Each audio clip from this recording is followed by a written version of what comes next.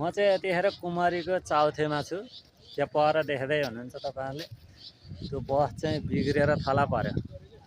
2-3 दिन अघि ससुराली जान भनेर ठिक्क परे, पानी झरी बेसरी आयो। अब आज झरी उग्रियो भनेर आज सर्लक्क सफा मौसम लौ नि त जाउँ भनेर लाग्यो। गाडी बिग्रियो 1 घन्टादेखि।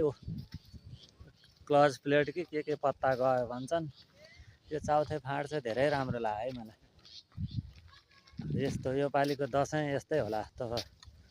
दुःख कष्ट है, जहाँ गयो नि दुःख झमेला के भयो हामीलाई।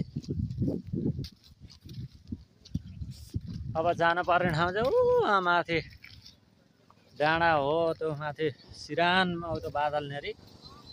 अब कतिखेर कसरी जाने हो भन्ने चाहिँ भइरहेछ। अहिले दिउँसोको ठ्याक्कै 2 बजिसक्यो। यस्तो छ हरिदियो काल। यहाँ बाटोमा एउटा पसल पनि रहेन त। बिहान उठेदेखि एउटा 1 कप चिया पनि खाएन आजै भन्दा चाहिँ। अब बुवा आमाको हातबाट टिका लगाएपछि मात्र खाउँ त भने आज यो पारा भयो। अब हामी चाहिँ पसल खोज्दै हिँडिरहेछौँ। त्यो त बन्द छ त। बन्द हैन, घरै त्यही हो।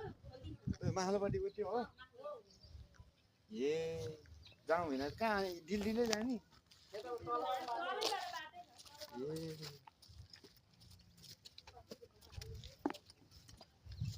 गर्मी पनि गाँडबाट धुवा आउने रहेछ। त्यही भने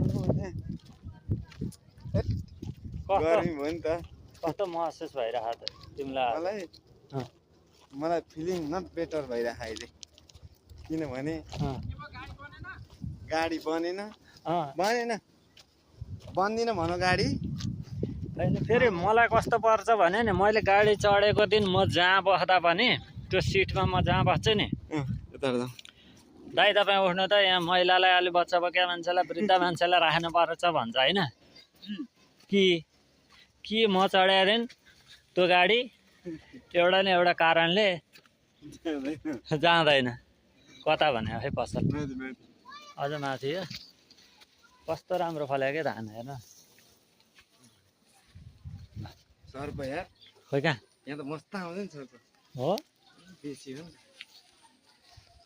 ल बल्ल एउटा पसल आयो होइन। अब पसलमा चिया यसो तातो चिसो खाउँ अनि जानुपर्छ है त।